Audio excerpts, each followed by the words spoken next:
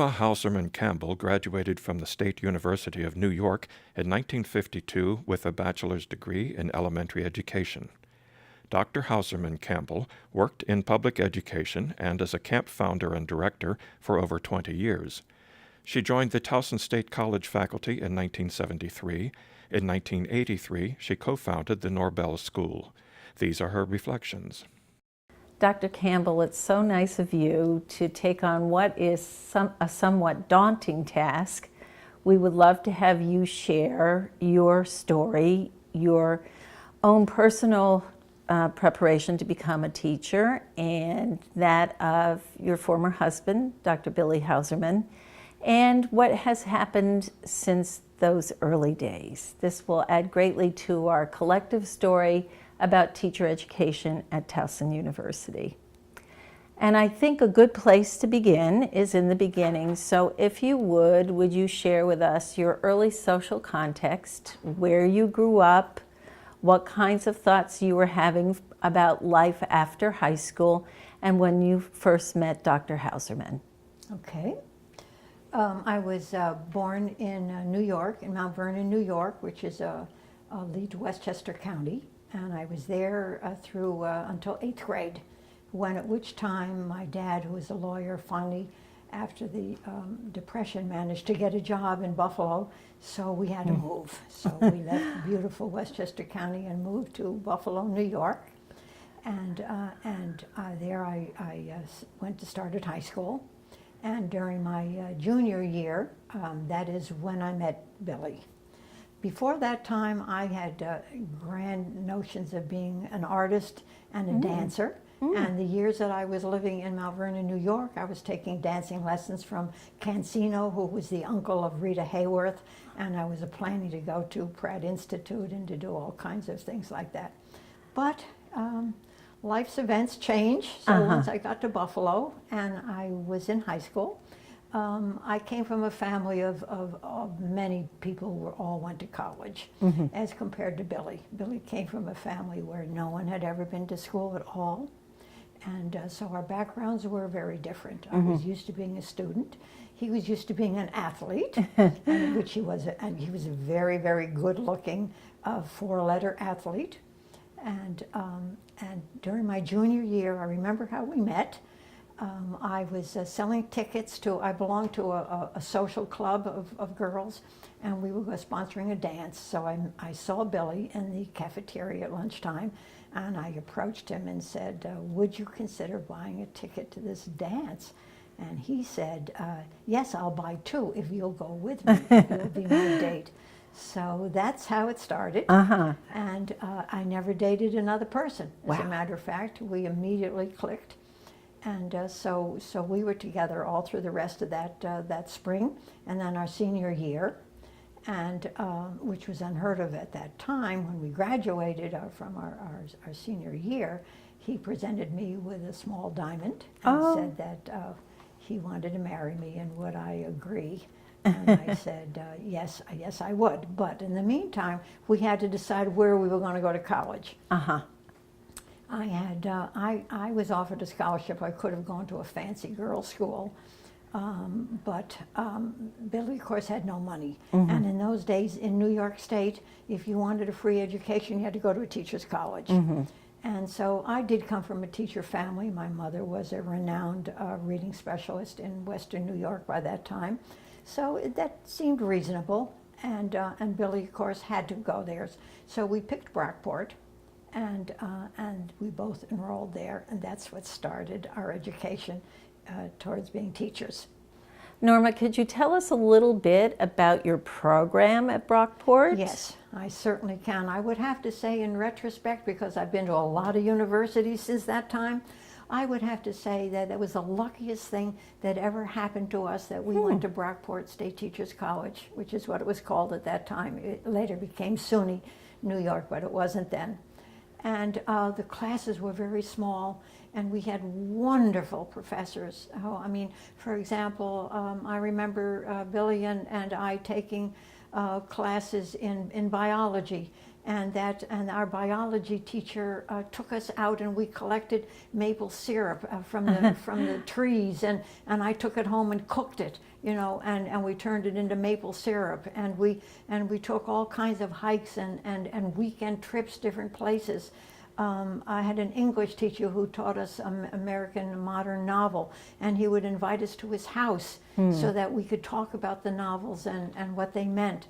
I mean, I don't think anybody today could get anything like that. When I went to the University of Maryland, many years later, and I saw the size of the undergraduate classes, hundreds and hundreds, and the professors weren't even the teachers. That was just their student helpers who did most of the lecturing. And I thought, oh how lucky Billy and I were. So it was great. It was just great. Do you remember anything about the education courses you took, or certainly about your student teaching? Where? Oh, absolutely. I can tell you about that. We did that in our junior years. But before that time, we just took regular education courses, of course, and statistics and things that related to educational principle and procedures.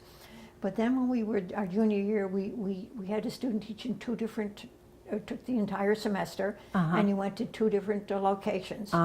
And one of mine was in a suburb of Rochester, and Billy's was somewhere 20 miles in another direction. I don't remember. Leroy, he was in Leroy, New York, and we both had something like fifth grade, which was probably, as it turned out later, not my favorite placement, although we were both in elementary ed.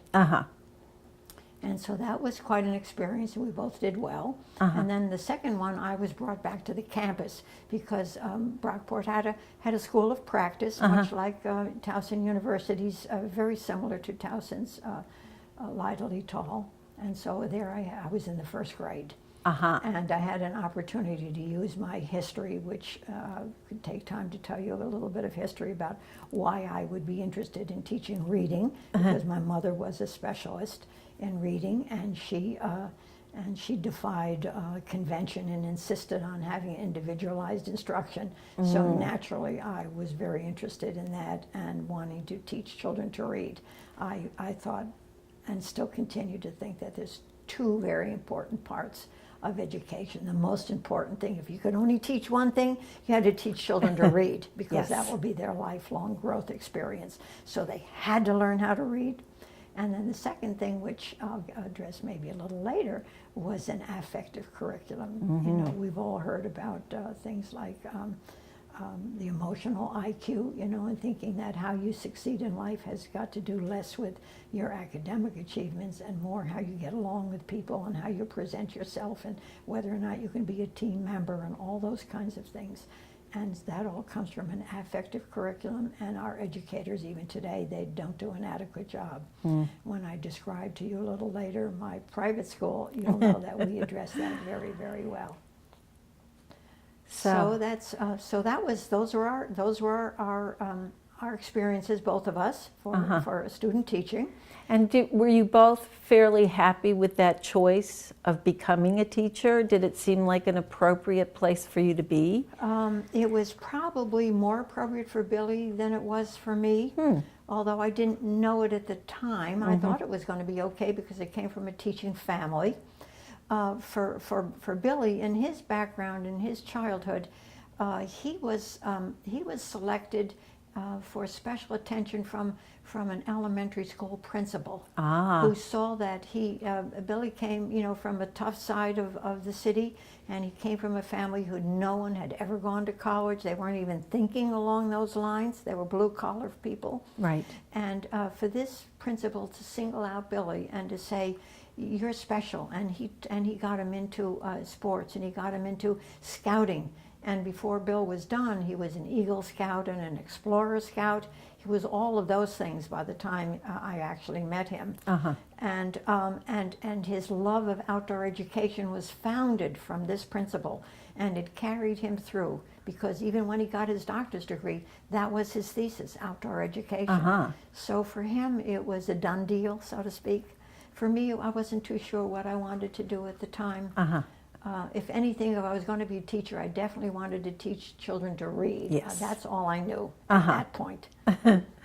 So here you are, end of your senior year, and what are you thinking, and what were your plans? Well, we didn't know where we wanted to go, but who came to our college was somebody from a very, very, very wealthy town called in New York State in Long Island. Great Neck. Yeah, Great Neck, Long Island. Thank you, and they hired us immediately as a couple. And we were both honor students, and so they thought they had a good deal. And so we proudly said that we got the highest, you're going to laugh when I tell you this, we had the highest paid entry position in teaching for the whole state of New York. Wow. And guess what it was? I can't imagine. $3,100. We both headed out to Great Neck, Long Island on $3,100 each. And when was this, Norma? This was 1952. We graduated, there's an interesting story, we graduated in June 1952. And Billy's grandmother and father came, and my mom and dad, and we were still wearing our caps and gowns when we went home to our apartment. By the way, Billy and I married when we were at the end of our sophomore year. Oh, I didn't realize that. So we were 2 years married, and in those days, everyone looked askance at us, thought maybe I was pregnant, which I wasn't. But because in those days, nobody ever was married in college unless they were a vet coming back from the Second World War. Sure. Other than that, nobody young was married, but we were. So we were special in that regard. Anyway, they hired us, and we set out. But the day we graduated, we took our relatives and we went home to our little apartment, opened up the mail, and in the mailbox was a letter to Billy from Uncle Sam saying, "So now you have graduated," all of 2 hours ago. Oh my heavens. And now keep us informed as to your whereabouts wherever you go, which of course we had to do. So we headed out in September to Great Neck, Long Island, and to start teaching. And we both were in different parts. He got all the rich kids, and I got the professional engineers, but not the moneyed people. I see. And that's sort of funny because at Christmas time he got presents that were worth hundreds of dollars, and I got apples. And however, Uncle Sam followed us, and sometime in November they said, "We want you," and so that they were going to allow him to finish the semester, but which meant that by Christmas holiday he was never going to go back and teach. And, oh my! And that he had to report to New Jersey, to the Army, and we didn't know where he was going to go or what was going to happen to him. But as it was, so I remember that very well. The morning that we put him on the train, crying all the way, and I was very, very sad. And I left the apartment and moved in with my aunt and uncle, who were back in Mount Vernon, still in Mount Vernon, New York. And I drove every day for that semester to Long Island to my job, and that was very sad. And it turned out Bill was sent to Fort I forget where it is in the end of Tennessee and Kentucky, Fort Campbell, Kentucky. And I took my little $3,000 salary, and every month that I got paid, I jumped on an airplane and flew down to be with Bill just for the weekend. And while and he was doing basic training there, and we still had no idea where he was going to be sent when he finished basic training. So at the end of that year, I knew I wasn't going to stay any longer in Long Island.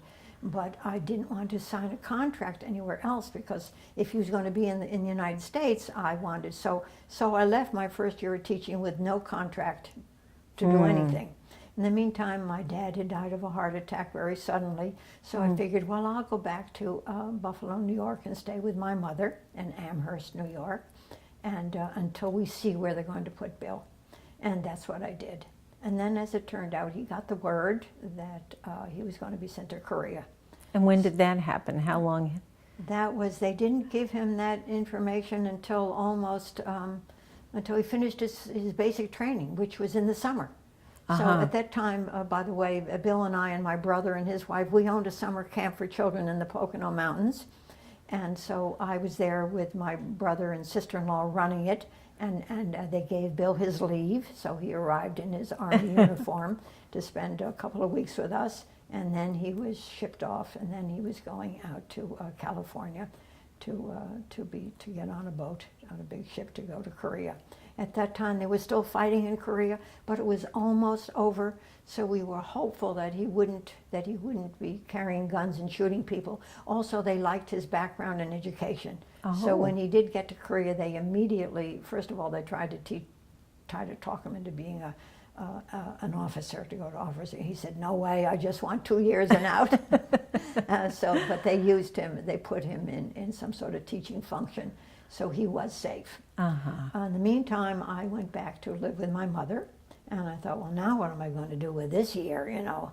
So I decided I would try to sell clothing in a ladies' clothing store, and I lasted about 2 weeks there. Some cute little lady that I was trying to sell something to, she says to me, "What are you doing here?" She says, you're never going to make it out. She says, "I watched you with all the other people, and they're racing around, and they're trying to take all your clients away from you." She says, "I don't know what you're doing here, but you're not cut out to be a salesperson." Really? And I said, "Well, you're absolutely right, and I'm just here temporarily until I decide what I'm going to do." So I began looking in the newspaper, and there was an advertisement from some Catholic charity, some Catholic group who had a program for teaching deaf and hard of hearing children, where you could get a master's degree in 1 year in conjunction with the University of Buffalo. And of course, we were living very near the University of Buffalo. And so I thought, let me look in to see what that is about. If I could do that all in 1 year, then I wouldn't be wasting this year. I'd at least get a degree out of it. So that's what I did. So I went and I learned how to deal with children who were hard of hearing and deaf. And they were, in those days, they didn't want you to use signing. They wanted all the children to learn how to talk. So they didn't allow me to learn even how to do that. Interesting. Yeah, now I'm sorry, because that turned out wasn't the wisest thing. Right. But that's what I did, and I had to do a thesis from Buffalo and take a lot of courses there at night. And all day long I was down at this school for the deaf. And I got my master's degree in June. I was finished. Wow. And by that time, and that was in deaf education, well, or let's see. Yeah, that was in teaching the deaf and hard of hearing. I see. But it was a master's degree, an EDM of some or MS. I'm not too sure which it was. But anyway, meanwhile, now we knew where Billy was going to be. And he was writing to me every night. We both wrote for the whole time he was gone, the 17 months. Neither one of us ever missed a single night writing. Wow. We never missed a night. And so he told me that he wanted to go to the University of California, UCLA, to get his master's degree as soon as he got out. And that if I would move to California and establish residency a year in advance, then it would be absolutely free. Plus, we'd have money, some GI money to support him also. So that's what I did. Wow. So I looked up to see where I could teach deaf and hard of hearing children. It turned out to be a profoundly wonderful experience, because those are the early days of mainstreaming. And I discovered that by going to Lawndale, California, they loved having me, and they had a mainstreaming program where each county took a different handicapping condition. Lawndale took deaf and hard of hearing, and another county took everybody who was visually impaired, and so on. So each county had a different handicap. So therefore, I was going to teach in Lawndale, California. I lived with a good friend of mine who was out there in the movie business, and I spent a year living with her and waiting for Billy to come home. And that was wonderful. And this was my assignment, was to take these 12 little deaf and hard of hearing children. They all had a little bit of hearing, some more than others, not much. But then I was responsible for teaching them to read and to have language and to understand language and to work on their speech, and so that it was clear, their enunciation. And then I was to make friends with the whole staff and sort of endear myself and be a part of it, not to just hide out in my little room, but to do everything that all the other teachers did, so that they would like me, so that therefore I could take each child because they were all varied ages too, and see if I could get them a teacher to accept a child for as many hours as we thought the child could handle, and mainstream the child, and that's what we did.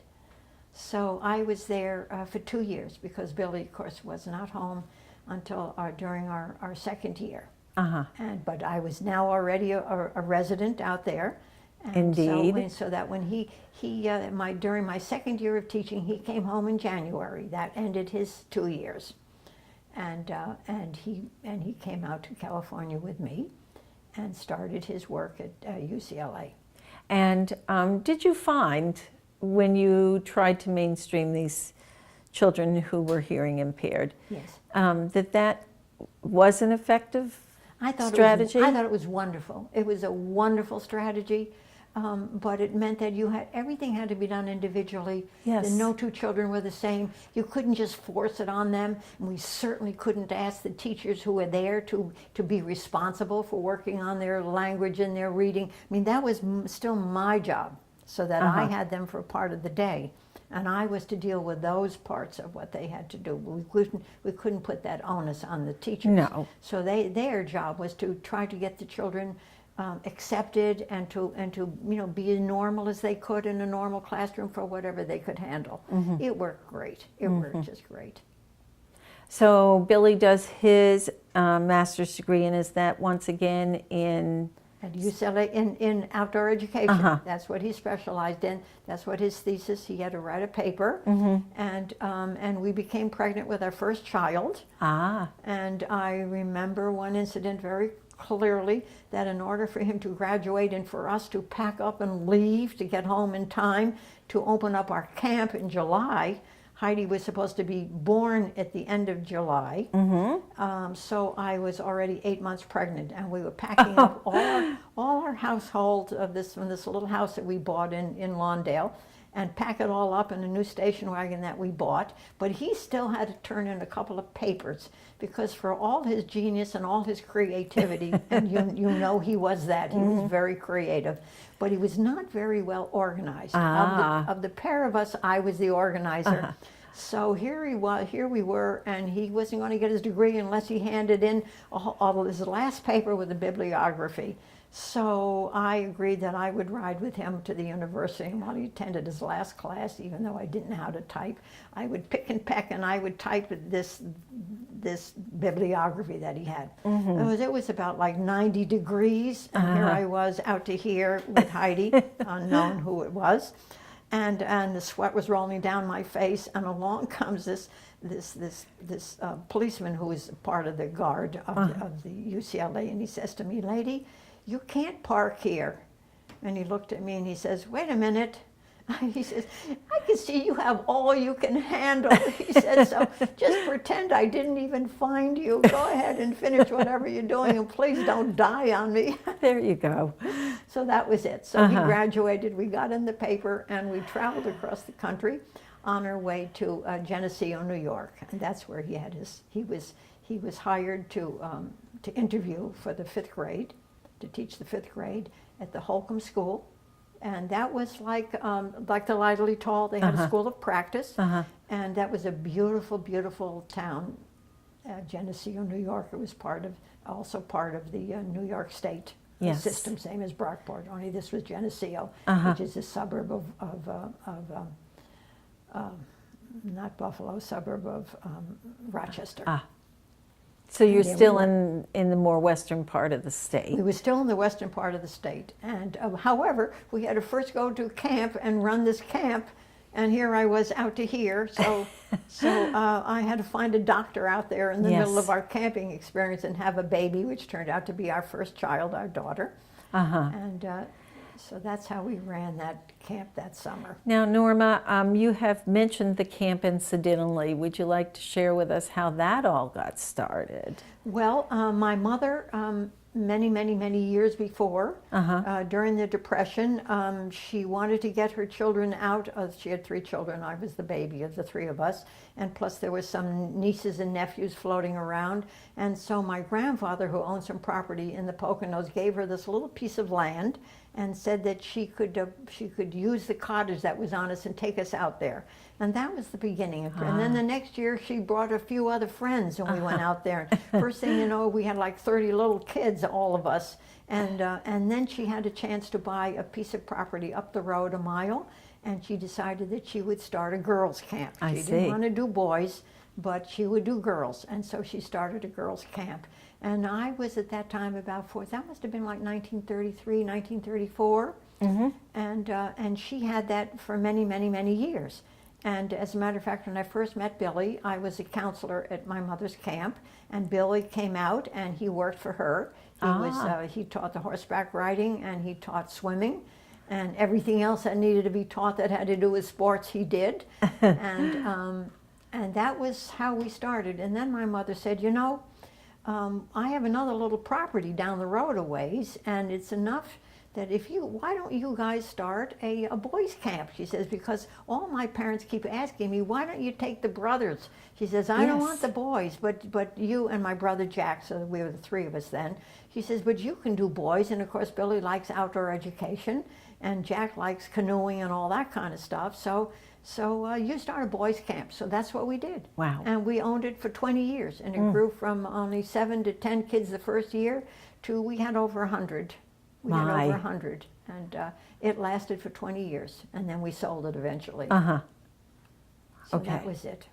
So we have you now at, Billy is teaching in another school of practice, in another state of New York, Teachers College. Yes, another teachers college called at Geneseo, and they specialized in elementary education plus libraryship. Oh. So librarians went to school there also. That was their other specialty.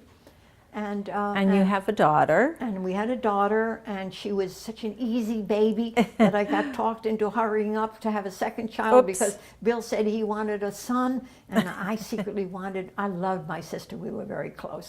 So I wanted to get Heidi a sister. Ha, ha, ha. So we hurried, and we had a baby very soon after, which was only 15 months later. Turned out to be Billy, not a daughter, but a son. So that suited Bill, and of course I love Billy too, but they were like night and day difference. And Heidi was sleeping at age 3 weeks. She was sleeping all night. Oh my heavens! But she stayed up all day, so I just carried her around on my back, whatever. She wouldn't nap or anything. She was up all day long. I didn't mind at all because she was a doll and easy. And then I'd put her to bed at 8 o'clock, and she wouldn't stir until 8 o'clock the next morning. Well, as it turned out, Billy was just the opposite. There was no way he was going to do that. So that got to be a bit of a problem. So at that time you were being a mother and a homemaker? I was being a mother and a homemaker, and at the end of 2 years doing that, we had a chance to save a lot of money by being parents to a sorority of girls. And so they would pay us each a small salary, because still Bill was the only salary, and I think he was earning like $8,000 a year or something like that. And so we grabbed that chance. So now we were the mother and father surrogate of 30 girls living in a sorority house. And my job was to mother and take care of the girls, and Bill's job was to fix the plumbing and the electricity and everything that went wrong. And so we did that for 2 years, and that was called the Clio House. And that was, Billy was born there, and then we stayed there until we decided we had enough money to buy a house of our own. Very nice. In Geneseo, we had no idea how long we were going to be there. But by that time, I was already pregnant with who turned out to be Tony. He was definitely planned. So I didn't make that same mistake. We waited a little more time. So Billy was going to be like 3 or so when Tony was born. And then that's it. And then we had a 4th son, and then we had a 5th son, and a 5th child. That was 4 sons in a row. I never did get. And I said to Bill, "That's it. Poor Heidi, I'm sorry. There's no sister for you. I can't. This is it. This is it." But when I was pregnant with my 4th child, by this time Billy was traveling once or twice a week to Buffalo, New York, to the University of Buffalo, just to work on his EDD. I see. And I had agreed that I would do whatever was necessary to help him. He would come first. And of course I wasn't working at the time. I had all these little babies, but I did learn how to sew. And my first gift to him was, he said to me, "I can't stand the heat." And the staff had to go every year to all of the graduations, every year. So he said to me, "Would you learn how to sew and make me a cap and gown where clothes is in the front and I can wear shorts underneath, and make it out of lightweight cotton, none of this dark serge stuff, and I could hide everything so I could just have my underwear on underneath it?" So I did. I learned how to do that, and I can't believe it. I actually made the cape that they wear. Yes. And I didn't make his mortarboard, that we bought, but everything else. And so he kept that for years, all the time, every time that he had to go to these ones at Towson University, 10, 15, 20 years later, he was still wearing that homemade cap and gown. And that certainly wasn't a first sewing project. I No, mean, but I had usually a you good make an friend- apron or a skirt I leaned on a very good friend that we had there, and she was a wonderful seamstress, and she guided me and helped me and made sure I didn't make any mistakes. And so I was trying to learn how. And Billy and I would go once a week into the University of Rochester, where they had classes in art. And Billy took furniture making. And I took oil painting, because remember I was still trying to be an artist. And so those were wonderful years. We were there 7 years, I believe, in Geneseo, and I loved being a faculty wife. I learned a little bit how to play bridge, not much, but a little bit.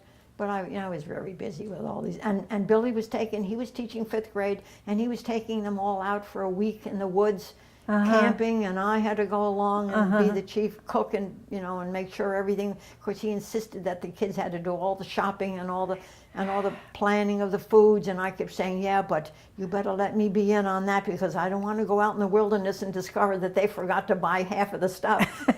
And I'm responsible. Especially, I was bringing little babies with us, Yes. and they're crawling around in this dirty place, and so it was an unusual time. But I loved every bit of it. And Billy loved doing all his stuff with his outdoor education. It was right up his alley. And then he realized that once he got his doctor's degree, that he really couldn't stay there because you couldn't get promoted. I mean, they thought of him as belonging in the school of practice. Exactly. And he wanted to move to another level. And so that's when we began to look around to see. And he got this opportunity to go to East Stroudsburg, and which happened to be very, very close to where our camp was. Interesting. And so we grabbed that opportunity. Yes. And we went there. So you have 5 young children in tow, and ranging from, I had 5 children in 7 years. Heidi was 7 when Jesse was born. So we took. So we moved there and we bought a mansion. All right. You want to hear about that mansion? Of course. No, that mansion was owned by A. Mitchell Palmer, who was the Attorney General under Wilson. And as it turned out, he was crazy later on. He turned out to be a crazy person, and he thought that there were aliens looking down from the sky on us, and so he was setting up so we could look at the sky from the roof of this mansion that we bought. And he put in an Otis elevator. I mean, this was a 22-room mansion. Oh my! Huge, huge. Dare I ask how this was affordable? Yes, because it had been owned by the people who owned the Penn Hotel, a very wealthy family, and they had a disaster. And it it got flooded while they were away, and which made it almost uninhabitable. That didn't stop us. So it was going up for auction, and it was obvious that it was not going to sell for much. So we were able to buy it for something like $35,000, although it was needed a tremendous amount of work. And some of the pieces of furniture that you see in this apartment right now came out of that out of the auction that they had of all the contents of that. The piece behind you right now, and the piece that you can see over in the back of this room here, those came from that mansion. And my job here I was with Jesse was born in June on our way to keep having babies at camp. Jesse was born on his way to camp, so he was he was only 3 months old when we were moving to Stroudsburg. We lived in the town of Stroudsburg. He was teaching in East Stroudsburg State Teachers College in the Pennsylvania chain. And so we brought in a student. We advertised for like a home helper student so that I could survive, because meanwhile we had to work on this mansion. And I was the wallpaper expert and the painting expert. And you won't believe this when I tell you that just painting the trim in this 22-room mansion took 17 gallons of paint. I painted on nothing but trim, okay? And the Otis elevator, which took us up to A. Mitchell Palmer's extended bedroom suite that he had, which is bigger than my entire apartment here, took 30 double rolls of wallpaper I put on in that one big expanse. So you can have some idea what this place looked like. But the yard was magnificent with French doors opening up. I mean, it really was a show place. And Billy, who didn't even know how to hold a hammer when I first met him in Buffalo, New York, because he had no experience, whereas my brother was raised, he could do anything with his hands. He was an engineer just by birth. Plus everything he could do with his hands. Billy had to learn it all. But before he was done, Billy was a magnificent furniture maker and could do anything with renovating. He rebuilt the entire kitchen to look as beautiful as the kitchen that you see in this apartment. And he could really do anything. He had my utmost respect, and he worked and he taught, and we were there for like 2 years only. Oh. And then something happened. He went to a conference, and there he met somebody from Towson University who took an interest in him and said that Towson University wanted to do a project called CAPS, and that they were looking for somebody to come down in conjunction and work with Baltimore City CAPS program, and would he be interested in that? And he said, oh, yeah, I'd be interested in that. Well, I didn't like the idea at all. I said, what are you talking about? We just finished renovating. It took us 2 years to get this place. And how will we ever sell it? I mean, this isn't something that you sell immediately. But in the meantime, in fairness to him, I had begun to take courses. We needed money during that time. Yes, This large place took a lot of money. The upkeep was enormous. And we had 5 children, and we had Shirley living with us, by the way.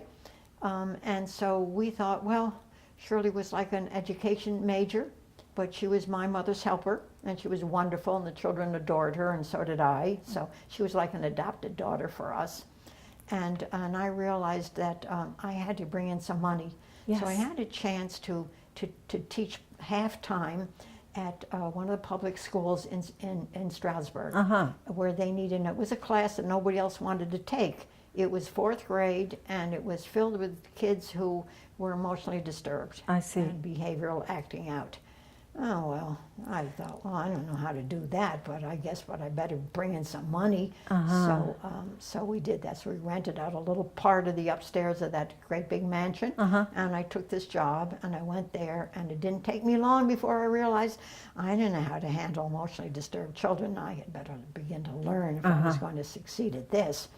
So remember, our camp was in the Poconos. Yes. And Billy and plus somebody else that we had running the camp, they were both professors in the summer at the University of Scranton. And so I began to go with them nights when they were teaching, and I began taking courses in psychology. And I was really just trying to learn about emotionally disturbed kids, thinking still I was going to be in education. But that I would try to figure out, something so I would do a more adequate job. And I began taking classes with this wonderful, wonderful professor called Ralph Davis, whom I adored. And he just caught me, and I realized, wait a minute, maybe I'm in the wrong profession. I want to be a psychologist. This is much more to my liking. And even if I deal with children, that's okay too. But I'd better get a degree. I mean, I really would like to be a psychologist. So maybe I'll be a school psychologist, but I'll have to learn how to do testing and all kinds of things like that, which is what I was doing at the University of Scranton. So we did that for a couple of seasons until Bill got this opportunity. And meanwhile, I began to look I could see as a psychologist, unless you had a doctor's degree, you really couldn't do anything. So we began looking. I took a course at in Philadelphia to see if I could manage that, but that was a very, very long commute. Yes. And it was terrible. I decided I couldn't do that. I took one course there. Then we began looking at Lehigh. Lehigh at that time didn't really have a clinical program, which I wanted to be, but they did have a psychology PhD program, so I was thinking maybe I could handle that. And so then Billy got this opportunity to come to Towson. Yes. And he said, there's a lot of universities there. That would be your opportunity. So I really didn't vote for it, but I got outvoted already. It was like wherever Billy wanted to go to foster his growth, and he thought it was exciting. So we packed up and we took Shirley with us. She transferred. By that time she'd finished 2 years of college. So she transferred to Towson. Wonderful. And that's how we got to Towson University. And how did you manage to sell the house? We didn't for quite a long I time. see. Now, we did have a cottage on the grounds that was independent. We were able to sell that immediately, and that helped us. And we rented it at the big house, and so that we did that. But I was afraid that, oh my goodness, maybe we're going to have to go back. What are we going to do? This is a monstrous piece of. But he did make it beautiful. It looked lovely. So we figured, and nowadays we wouldn't be able to sell it at all. But we did. It did sell. It did sell, eventually. In the meantime, we were starving, and we came to Towson, and we lived in Greenbrier area in this tiny little house. And remember now, we moved furniture from a 22-room mansion. And when the movers looked at this little house, he says to me, "What are you talking about? I'm supposed to put all this furniture in this little house?" And we had said to the realtor who found us the house, we want to be near Towson, and we wanted to resell easily because we still own this mansion in Pennsylvania. And once we sell that, we could afford something bigger. So please put us somewhere that it has very good resale position, and that was this little house. Absolutely. So we with 5 children, and Billy and me and Shirley, who was not married at that time. All of us were in this little house. And we were there for 2 years. And meanwhile, I was busy applying all over the place to see where I could go, and I was accepted to the University of Maryland. So that was that part of the history. My heavens. Yeah. So after those 2 years, you move into a larger house? Yes, we sold the big house. And meanwhile, Shirley and I were looking. We would take every weekend. We'd drive around. We didn't realize how small houses were in Baltimore. It's like holy Moses, and in Towson. Well, what could compare to 22 rooms? That's right. And we weren't going to buy any mansions. I'd already had my fill with that. But we found the house at the bottom of Bosley. And she and I were driving down the street one day, and I saw it and had a for sale sign on it. So we screeched to a halt, and I ran in, and it was owned by a physician. I took one look at the house and the size of it, and it had 4 bedrooms and this addition, and it looked like a small house, but everything was to the back. So it was really a big house. So I said to her, "You want it?" She says, "Oh, I'm dying to sell this house." And I said, "Well, I'm dying to buy it. It's just you and me. Let's negotiate. We'll settle it right here. I don't want anybody else to buy this house. This is all I could afford." And so she was asking something like $35,000, and which was ridiculous at that time. But that was we settled. We bought the house on the spot, and we moved into it. So that was it. So the house issue is settled and taken care of. We were right across the street from Towson University, where Billy was working, and the children could go to the Lidley Tall. I mean, it was just like It was amazing. We were thrilled, and my daughter still lives in that house. I sold it to her and her husband, so we still have all our family get-togethers and traditions at the Thanksgiving and Christmas are still in that house. Wow. Yeah. So, Billy was working in this project still? It's called Project Mission, it was called. And he did that for, I think, a year or two. I can't remember. And in the meantime, where was I at that time? At the meantime, so this was now, let's see, it's okay if I look at I can tell you. Of course. That before I finished, because we were always needing money, let's see. Oh, maybe I don't have it here. Oh, maybe I gave it to you. I think it was like 1970. I graduated in 69 or 70. And I owed the state of Maryland a couple of years because they paid for my tuition to get my PhD. And so I had to work at Spring Grove for a year or two to pay them back. So by 72, I had met my commitment to them. I see. And at that time, Billy had just finished. I think he was really not doing CAPS anymore. He wasn't doing Project Mission anymore. That was finished. But he still had ties to the city. And he said to me, why don't you come and join the staff at Towson University, and the city wants a behavioral, because my PhD was in clinical and experimental psych with a specialty in behavior modification and all that kind of good stuff. And so there was an experiment that was to be done at Towson University in relationship with the Baltimore City Schools at a junior high school down there. And they wanted somebody with an expertise in behavior modification to come and design a big program, a reward program for them. So even though I was really on the staff of Towson, that's where I was. So I was there for a year or two. I don't remember.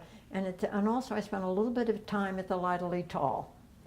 And Lyda Lee Tall at that point was primarily a school of practice, a demonstration It was a school of practice, but it was already the harbinger of some troubles that was to come. And I had become good friends with Jim Fisher, the president, of course, through Billy, and Buzz Shaw, who was a very good friend of our families. And Buzz Shaw brought me in, and he said, do you think that you could, if we brought you in and we hired you as the research director, could you go down to the Lyda Lee Tall and try to make something happen there? See if you could because that would be a good way that we would convince the board that our school was different. That every, the university system could like one school, even if they give up all the rest of them. Let Towson, bring in people from Hopkins and from Loyola, from everywhere that there's the PhD programs and master's programs and people need to do educational research.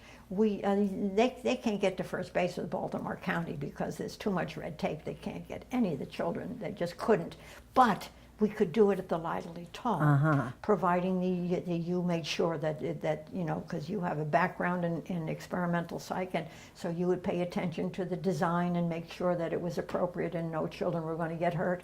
So that's what we did. And in order to prove our worth, we started producing something called Probe. I thought I was going to find one to give to the library. I can't find, I know I had them, I can't find it, but somebody at that university must still have some of those probes. So you should look for that. Absolutely. Well, the library might have some. Might have some, we'll get our archivists on the Because I think we produced them either 2 times a year or 4 times a year, and definitely we had researchers, they flocked there from the university, from Hopkins, they loved us, and from Loyola, and then I made sure that we did some in-house. So let me see where we put our stuff. Do you see? Here's your little bio. Somewhere that there was two research projects that we did. Are there some research projects there? Well, maybe I'll find them later, but I'm sorry I don't have it in my hand. I think they're over there someplace. I think they're over there, but that's okay because we produced, and they made it to the Journal of like Experimental Psych, or the Journal of Consulting Psychology, and Wow. I mean they were prestigious. And we did one that was looking at generalization of social effects of racial integration. Because by this time we had many African American children in the Lytle Tall, and so I designed an experiment, and I did that with Sue Wallen, and with let's see, somebody else there, and Franny Bond, and so we designed that and carried it out, and we got that published, and then I did another one with Jay Miller, integrating the kids into a mainstreaming program, because we brought children from the Regional Institute and Institute for Children, our emotionally disturbed kids, and we were mainstreaming them. We were trying to demonstrate that, and we were writing all that up. So we produced several good articles, and I'll find that later, and I'll give it to the archives. I have That would copies be of great. that. And that's what we were doing then. So where are we in terms of questions here? Well, we're at the point where things sort of change for you, and you decide that there probably is a need out there for an institution or a school for kids. Oh, before that. Before okay. that, we skipped something. I got an invitation because part-time, ever since I had been at Spring Grove, the people in psychology knew who I was, you know, and so I got this invitation to come and participate and to be sort of an adjunct person, consultant at RICA, Regional Institute for Children and Adolescents. So I was doing that a little bit part-time, and at the same time that I was doing all this other stuff at Towson. And then shortly after that, the man in charge wanted to retire. And so he suggested to the Department of Health and Mental Hygiene that they hire me as the superintendent of RICA. And I wasn't sure I wanted to do that, but on the other hand, I began getting all my old professors from the University of Maryland. This is the first time that they've ever allowed a woman. I mean, now you have to stand up for women's rights and all the things, you know, you have to do this. That they would take not only a psychologist, but a woman psychologist and let her be in charge of one of the hospitals. This is crazy. This is unbelievable opportunity. You have to do it. So I went to Billy and I said, how about if I take a 2-year leave of absence? And we'll see how it works. And I'll try. And it was during those 2 years that we made all the inroads of bringing the children to the Lytle Tall, and so on. So I forgot the order of that. That's when all that happened. And then at the end of the 2 years, in the meantime, Bill and I had decided that we would go separately. We would do our separate lives, but remain the best of friends because we always totally valued each other. But we had discovered that at age 16 and 17 when we met, we were now in our 40s, 45, 46 years old, and we realized that we sort of had drifted in different directions, but that we could love each other, and we both loved our children, and they loved both of us, and we never had a crossword between us. So we just decided that we would try that out and see if we liked this. We would try separation, and that we would do it very nicely. We bought a house for Billy, right on halfway between the high school, because by this time the kids weren't little anymore. Right. So that they could walk to the high school, and on their way home they could stop at Bill's place, or they could come home. That I would stay in the big house with the children, and they'd live there primarily, but that they could spend all the time they wanted to at Bill's. And so that's what we did, and that has worked out great. And until the day he died, we were very, very close. And as a matter of fact, while I was out being the superintendent of RICA is when I ended up meeting my second husband, Bob Campbell. And he wasn't in my life at all when I didn't even meet him until a year or two after Billy and I had decided to try a separation. And it turned out, that worked out so well that when Bob joined my family, Bill came to the wedding, and I would come home from Towson University later on, and I would find Bill and Bob in the kitchen watching television together, having a beer. There you go. So that was the kind of relationship that we had. So the children had both a father and a stepfather, and they loved them both. That worked out great. That worked out great. So at the end of the 2 years, that was Bob and I decided, you know what? He had written a reading program for children when he, as part of his dissertation for his PhD, and he was an experimental psychologist, a behaviorist, and so was I. So our backgrounds were great matches. And of course, I was big into the reading process. I was a reading specialist in Maryland as well as now a psychologist PhD. So we decided, you know, gee, when we married, I was already doing Reading Roost. I had this Reading Roost where Shirley was one of my teachers, and several of the people who were getting a master's degree in reading, and I was teaching a course then at Towson. So I'd pick out the superstars, and I'd ask them if they wanted to come and teach in my little clinic. There you and one go. of them was Buzz Shaw's wife, Mary Ann Shaw. She came and she taught in my reading clinic. And so did Dawn Keller, and whom you know very well. Yes.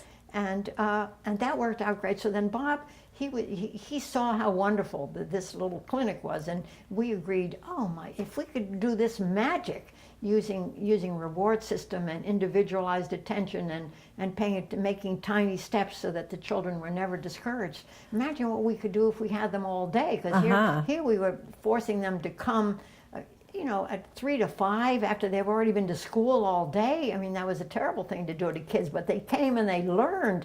So we decided, oh, supposing we started a school. So that was the beginning of it, and that was what we decided. Then we did, what are we going to call it? At that time, we didn't know we were going to marry. So I said, well, call it the Campbell School, because that's a good name. No, that wouldn't be fair. So that's like a Nor for Norma, and Bell for the Bell part of Campbell. So that's how we came up with Norbel. And that was the school that we started for My kids heavens. who were falling through the cracks, who had learning disabilities or who had some behavioral problems, and we wanted to give them a chance to succeed and to see what we could do. So Norma, that started in 1980? 1980. So after I spent the 2 years at Rica, I went back to Towson University full time. Buzz immediately made me a full professor, and I shared time between the education department and the psych department, because I really was a psychologist, but the education department wanted to keep me. Of course. So I taught graduate reading courses, and I taught things like I can't even think of the names of the courses that I taught in education, but they all had to do with some psychological aspects, and that's what we did until eventually we got Norbel started, and then the crunch began to hit the university system, and out came, and so I was now back at the university for about like 5 years maybe, because I'd started with them in '72, and this was now 80. It was more than that. I stayed till like '82, because when we decided we were going to open a school, we said, well, we have to make sure that we don't starve. Right. So we decided that it would be better that I had the more flexible schedule. Bob was the evaluator of the Department of Health and Mental Hygiene, so he had a 9 to 5 job. So we decided that he would become the head of Norbel School, and I would stay at Towson and teach graduate courses, because then during the day most of those were in the evening, so I could still be at Norbel during the day and teach in the evening, and that's how we decided who was going to be the head boss.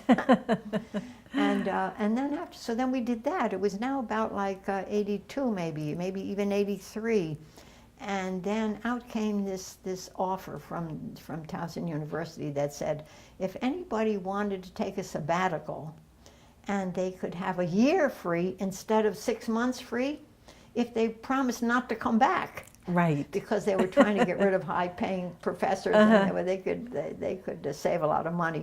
So Bob and I said, oh, they didn't know I was thinking of leaving anyway. Let me grab that opportunity. So I had a year where I had a full salary from Towson University. But then, of course, I could never go back.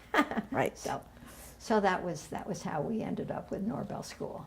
And this is remarkable that two individuals, you had sort of your sense of what that school was going to be like, Yes. what your audience was, what what kinds of children you wanted to serve.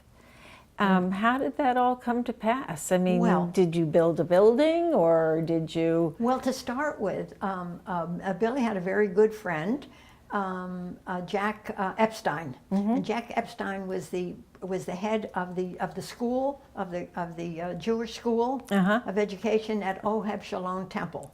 So he took us over there, and he vouched for me, and he got the temple to offer us one classroom, because we only had like maybe 7 kids to start. Yes. And so he talked them into letting us just go there just out of the goodness of their heart, which they did. And we didn't know how long we'd be there or whether we'd even succeed.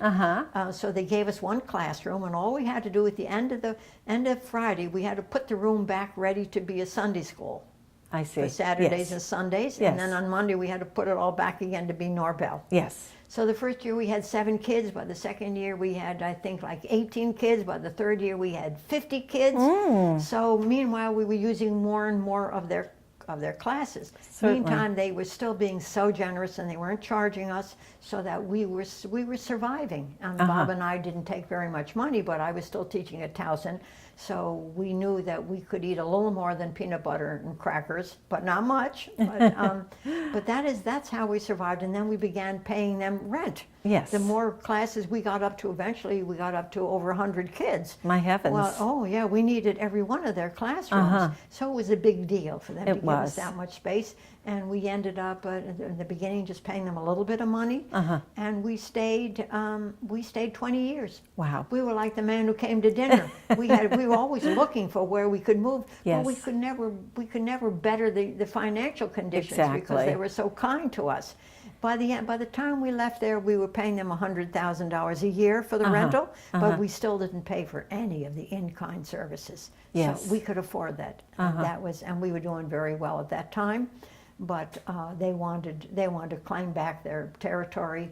Their wonderful course. their wonderful rabbi was retiring, who loved us very very much, and I loved him. He was wonderful, and so they wanted their building back, and we wanted to start a high school because we had children graduating from 8th grade very successfully. But what were we going to do with them? We couldn't just turn them loose. I mean, Yes. they needed some guidance. So we knew it would be better if we could have a high school. So while you were there, you had children from 1st grade as From early as? even kindergarten age children up through the 8th grade. They couldn't stay past 8th grade. We mostly got our biggest group came like in the 3rd grade because you know why? Could you guess why? Because that's when they began to realize that all of this waiting around for kids to develop developmentally to catch up wasn't working. And that's when they began asking the kids to do a lot of writing, to sit. I mean, all so that the tasks were changing. Yes. Whereas in the primary grades, the kids were allowed to roam around more. They didn't have to do too much writing. I mean, they talked a lot, but they didn't have to do too much formal writing. But by the 4th grade, they were expected to. And so they had to sit still, and they had to behave themselves, and they were going to act like little adults, and to be, and to watch what they said and did, and they couldn't fight. And of course, we had a lot of kids with ADD and a lot of ADHD, and some of them with not only that, but also with learning disabilities. So they were falling through the cracks, Yes. and the schools were not handling them well at all. And that's when we began getting enormous referrals to come to us. And meanwhile, we had 2 things going that were wonderful. Number one, we had individualized instruction.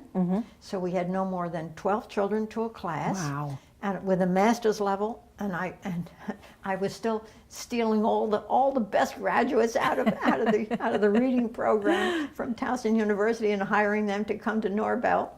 And so we had great teachers with master's levels, and we immediately hired an aide, so that there were 2 adults in the classroom with for 12 children, and in addition to that, we had an art teacher and a music teacher and a librarian. And a gym teacher. We had all of these things. So we were very very well staffed. But most importantly, they had to individualize for the 3 R's: reading, writing, and arithmetic. Now, for science and for geography and those kinds of things, naturally we wanted them to do group work. But for those 3 skills, reading, writing, and arithmetic, that was to be individualized. And they didn't even have to do it at the same time together. And not only that, but they weren't even the same age. We grouped them like within 2 or 3 years. So we might have a child who ordinarily would be in the 4th grade working on reading at a primer level, sitting next to somebody who was maybe a year or 2 younger or older, who was doing math. He was doing math at the same, because it didn't matter. They were all doing their own thing. Right. And the teacher was preparing all the materials for these kids every day. And then in addition to that, of course, we were behaviorists, and when they came to us, they were very discouraged. So some of them were acting out, because that was to be expected, because they came from classrooms in public schools where they were enemy number 1, and the teachers didn't like them, and they made trouble, and they were really trying to tell people in a nonverbal way, I don't like myself, I'm not succeeding, and I'm going to make trouble for everybody. So our rule was, we'll take anybody to start with. If they turn out to be really sociopathic or so emotionally disturbed, we won't keep them. But we've discovered that at least 60% of them will turn around if you give them ideals. So anybody could come to start with. And of course, we were heavy on rewards. So, I mean, every move they made, every little thing they tried, they would get rewarded heavily. On the other hand, they paid for practically the air that they breathed. So everything was in and out, in and out. You earned for this, oops, you made a mistake. No teacher was allowed to criticize the child. But she could say to him, oh, so sorry. Oh, I'm so sorry. Please forgive me, but I have to take a couple of chips away from you, or a couple of your chips or your points. The older kids had points and the little ones had chips. And she said, but you can get them back. You can earn them back. It's no big deal. Everybody makes mistakes. So of course, me as a psychologist, I was interested in not only, I mean, Bob was great at the 3 R's and breaking down the procedures into tiny steps with the teachers. But my job was to start an affective curriculum, because we realized that for these children to succeed, I mean, they had to feel good about themselves. They had to learn about themselves. And my training in my PhD program was I was a cognitive behavior therapist. So I didn't do things like put anybody on a couch. They weren't patients. They were clients. And cognitive behavior therapists think of themselves as teachers. So there I was, and I mean, it all went together. It did. And I realized is that our idea was to take adults. I loved working with adults. I decided they were my favorites, and even if they were dealing with children, then I preferred to train the adults in the home environment to maintain a home environment instead of sending the child to therapy with a therapist once a week. No, let me work on changing your home environment so that you'll become the therapist for your child and that you do things differently. So that's what we did, and with Dawn Keller, who is now our teacher at Norbel School, she and I designed all kinds of activities for an affective curriculum, and we were actually teaching them cognitive strategies, which was to understand that your head talk is where the trouble comes from. So that if you're acting out with a behavior that people don't like, that comes from your emotions, which makes you act out, which is true of everybody now who's shooting people. They're angry, so that it's their emotion that sends them off to do bad things. But what they don't know is they think it's some activating event that happens, like somebody treats them meanly. They think that's what caused their emotions. And what we had to teach them in therapy and with the children, and this was, I mean, right from age 4 and 5 at Norbel, we were teaching them, no, it's what you say inside your head. So what do you say to yourself? So somebody says something mean to you, and then you say, that's terrible, I can't stand it, or they shouldn't do that, or they should do this, or they shouldn't be mean, and that's not fair. And it's that is what triggers off the emotion, which then leads directly to a very bad consequence, some action. And we got them to understand all of that. And they had workshops. We spent as much time on the affective curriculum as we did on the ABCs, on the academics. And to this day, my sadness is that I'm retired as a professional, And not any county, not Baltimore County, nobody understands that the affective curriculum should be equally as important as the ABCs, because that is how you learn to go through life. I mean, that's how you decide. You know, you can get a good job by having A's in school, but you can't keep that job unless you're comfortable with yourself and with it, and other people know you and like you, that you know how to be a team member. The Ravens know that.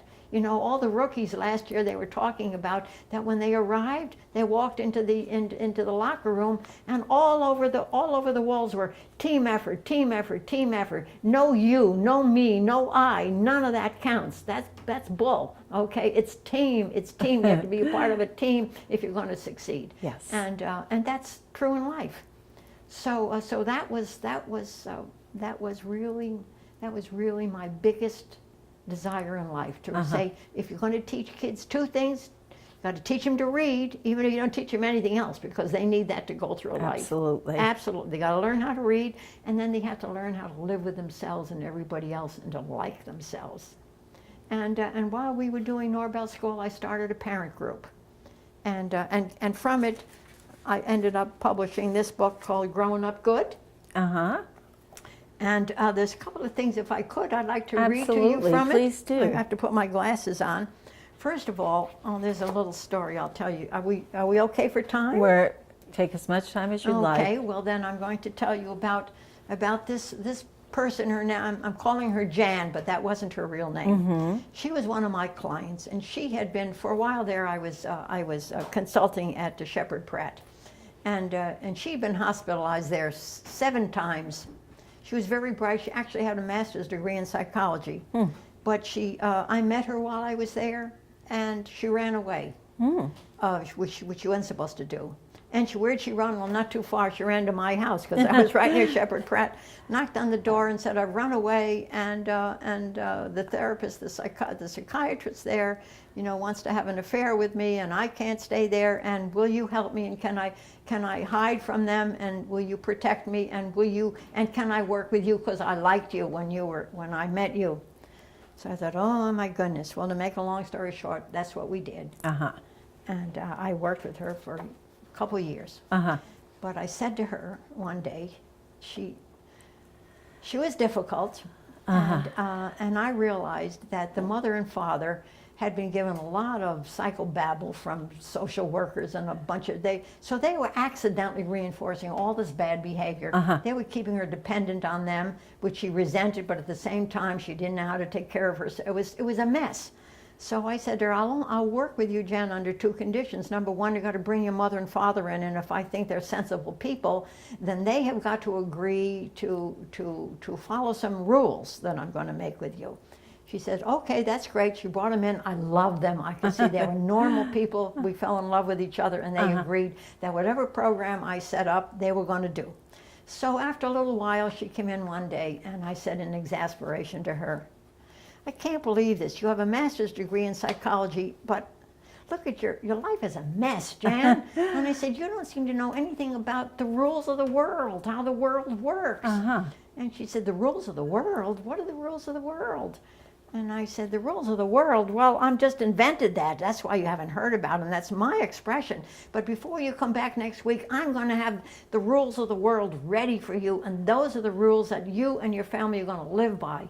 And if in order for me to continue with you, you've got to agree that this is what we're going to do. So this is what happened. By the time she came back the next week, I said, I'm ready for you. And I have to tell you, that was maybe, well, that was almost 30 years ago.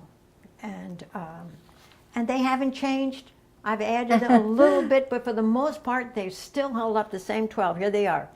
Number one, the world is not always fair. To insist that it be fair leads to anger, frustration, depression, or self-pity. Number two, everybody has a boss sometimes. No one can write all his own rules. To be bossed need not be equated with feeling inferior or humiliated. Number three, living involves hassle every single day. One is never in la-la land for more than a short visit. One problem solved shortly gives rise to another. And so it goes and always will. Accept this fact and move on to solve the next one. Number four, True pride is self-respect and must be earned, not gifted. True pride results only from strong emotional muscle, pride in one's efforts, intentions, and guts, no matter the outcome. Number 5, you can stand awful long enough to make a good plan. No one likes frustration, discomfort, fear, or pain, but one can stand it for a short while until a plan can be made. Staying logical is the solution. Number 6, you can do hard things. You are not a popsicle or a noodle. Popsicles melt and noodles collapse. Stay strong and don't give up. I use that with all my clients.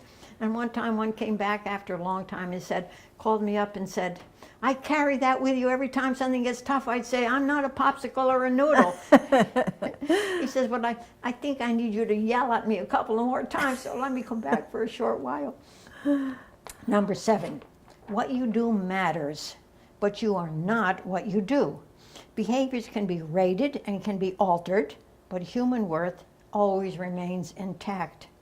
Number 8, everybody goofs a lot. No one is perfect.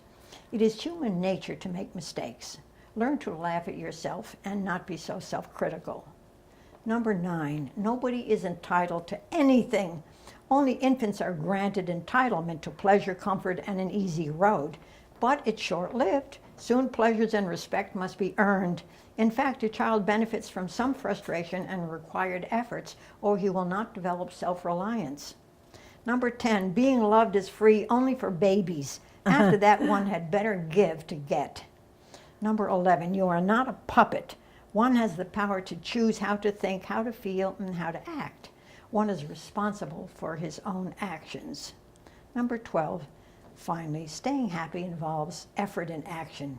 Doing nothing doesn't work for very long, so you have to keep going and growing.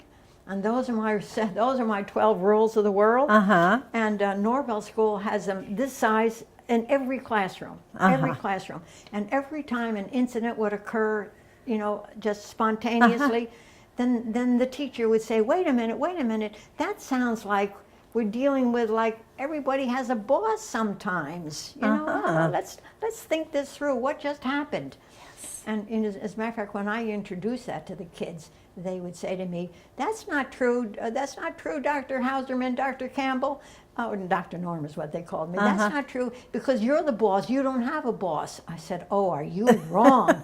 You don't realize that every one of your parents is my boss, because if I don't keep them happy and if they're not satisfied with what I do with you and succeed, you're gone and I lose you. I said, so everybody has a boss. So those are my rules of the world. Now, let's see. Do we have more questions? Because towards the end, I wanted to tell you what I did with these parents. Well, one of the things we were talking about, your visitor who came and you spent some time with her. Was that Jan? Oh, that's right. So I brought the parents. That was a wonderful story. Yes. So I brought let's the parents go back in. to that. Okay. So I brought them in, and they liked me immediately, and they said absolutely anything I want them to do. And I said, okay, for one thing, there's a certain amount of money that you have to give her to live on just temporarily, and you may not give her 1 penny more for anything. She's got to live inside this budget, and that means she's going to have to go out and get a job. And even if she doesn't like it, that's too bad. She's got to do it anyway. So I said, and then from time to time, I'll bring you in, and when I want you to sit. They were wonderful. I could not have succeeded. We were so successful that this young woman, she ended up getting married. I went to the wedding. I met her children. She had 2 children of her own. She sent me Christmas cards for years. I think these kids are pretty well grown now. The parents cried when at the wedding, and hugged me and said, we never would have thought that this could have ever come from this child. And look how she's going. I said, well, she did it and you did it. I only guided you, but you followed the law of the world, which are consequences. And, plus taking away, consequences are everything. And you have to reward good behavior, and you also it has to be a cost to bad behavior. Otherwise, she can't grow up. So she hadn't grown up. We just grew her up together. We did it as a team. And that's the story of her. Okay. So now where do we go next? Well, we're still talking a little bit about Norbel, and Norbel closed at a certain point, but After it 30 was years. yes, It lasted 30 years, and it only closed not from not doing a good job, but because financially it got so expensive that with the economy that we had a lot of trouble 2 different times. We survived Sure. one, but we left. See, once we left the temple, OHEB, Right. and we got our own place. Okay. It was a very large building given to us, really virtually free by Howard County. I see. But it needed a tremendous amount of renovation. It did enable us to start a high school, which we did. High school programs are very expensive. I'm sure. And then when the second crash came in 2008, I think it was, it just got impossible. People couldn't afford. They couldn't No. afford to pay the tuition. No. And so little by little, we had to let it go because we owed too much money to the banks. But it was a very wonderful, wonderful success. And what I wanted to tell you was that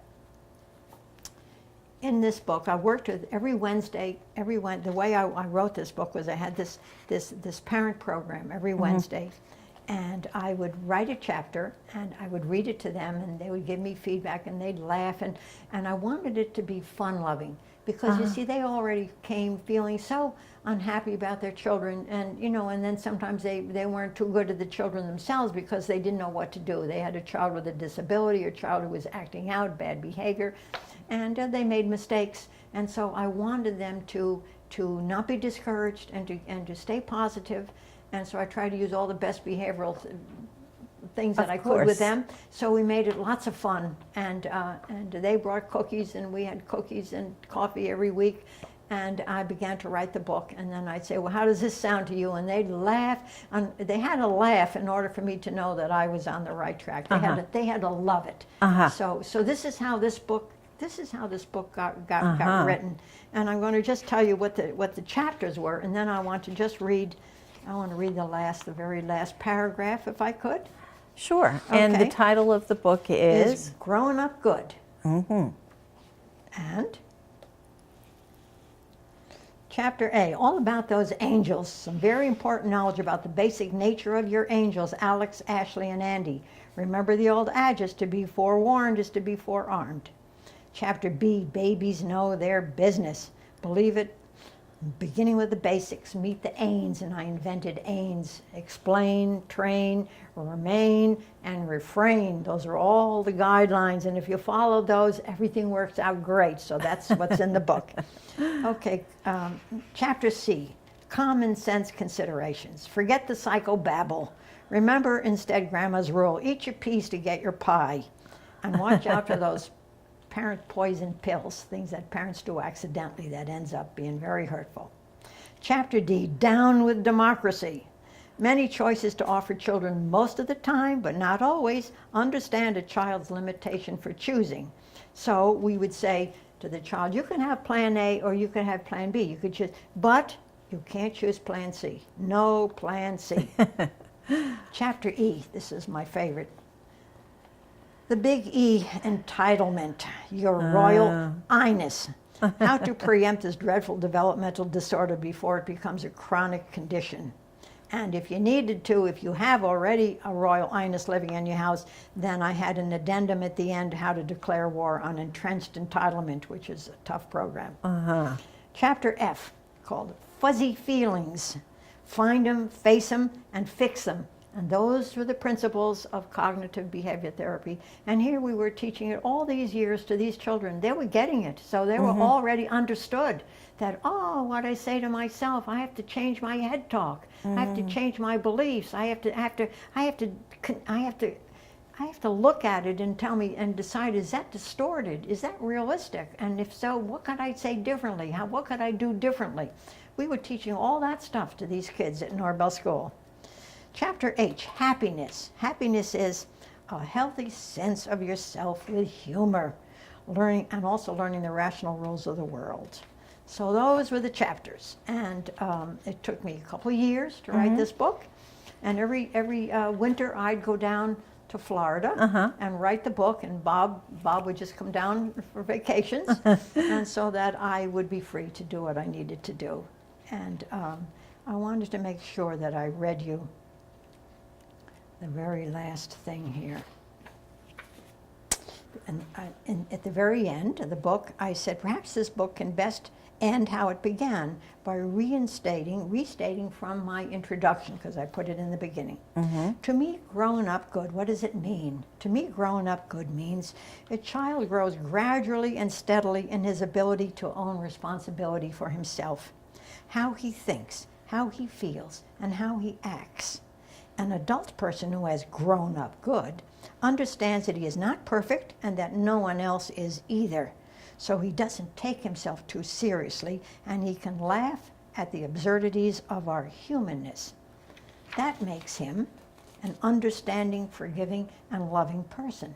He pursues his wants in life with gusto, without collapse when he runs into those inevitable hassles, and when they occur, he can discipline his disappointments and move on reasonably. That makes him the captain of his emotional ship, not its victim. A child who has grown up good feels happy in a contented, peaceful way most of the time, and he has developed a set of values which reasonable people admire. You will like your child. Others will like him, and most important, he will like himself. And what else would you really want for your child? So that is basically what this book is all about. And you can see that I never separated all my psychology from being a teacher. No, It is not just, at all. It absolutely goes hand in hand, Uh-huh. and that's where I am. So. And what have you been doing since you left Norbel? Well, of course, I stayed on the board for all the Well, years there you go. after, participated in all of their decision making, and tried to bring in money for it and all that kind of thing. And then after that, because I didn't retire from Norbel really until I was 67, so that was already retirement age if I wanted it to be. And then after that, I just stayed private practice. I continued to evaluate children, and that was really funny. And I had something that I wanted to add about that too. I have a funny story about that. Okay. One day when I was still in fully doing it, and before I was retired, I got a telephone call from a man who said, "I would like you to evaluate my child," but he was living somewhere in Pennsylvania. And I said, I always ask, well, how did you hear about me? Who referred you to me? He said, nobody. He said, I hate to tell you, but he said, I work for an insurance company. And he said, and my job is to read all these evaluations that come in from different psychologists and psychiatrists to decide whether or not we're going to pay for it. And he said, and one day one of yours came by and I read it and I thought, gee, this one makes sense. He says, and then you evidently evaluate a lot of children. He says, so they began coming through, and every time one came with your name on it, I made a copy and pulled it aside because I had a young child, and I said, if I ever had a child that needed to be evaluated, I know where I'm coming. Isn't that because it's amazing? Practical. He says, it's down to earth, and you could follow through on your suggestions. He says, you don't sound like you sound like a teacher, not a psychologist. And I said, well, that's true. I am both.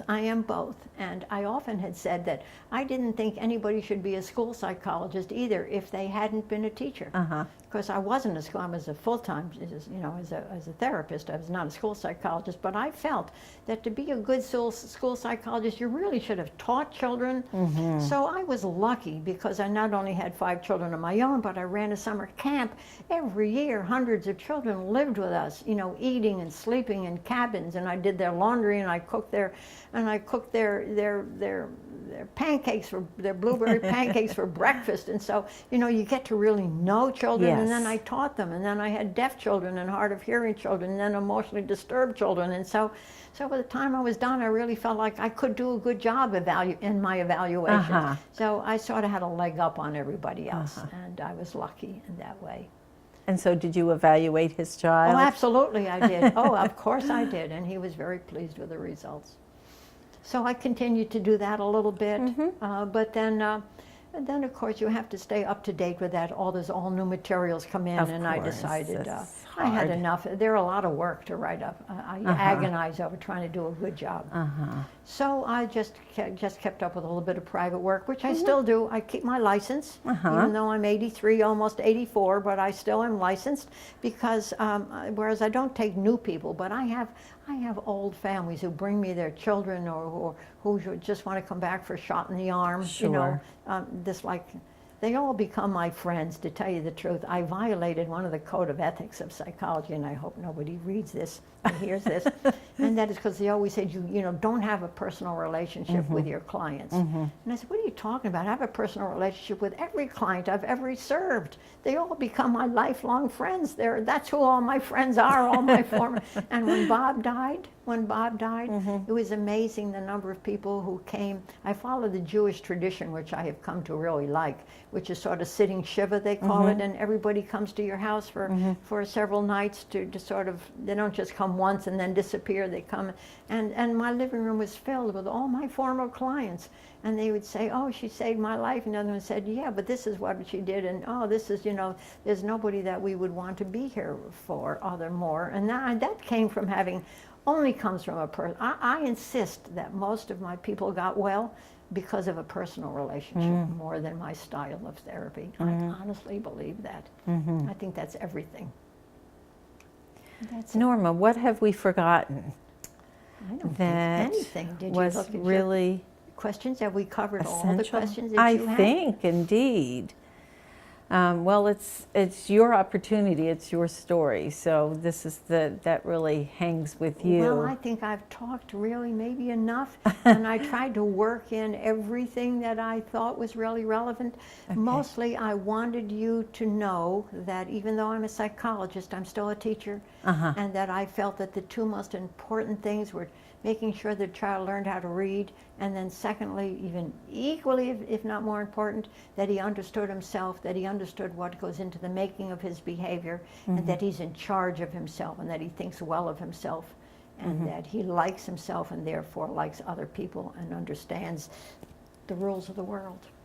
Norma, that's a wonderful place for me to ask a question that we ask everybody we interview, and that's, what kind of wisdom would you share, having been a teacher and a psychologist, with individuals who are thinking about a career as a teacher?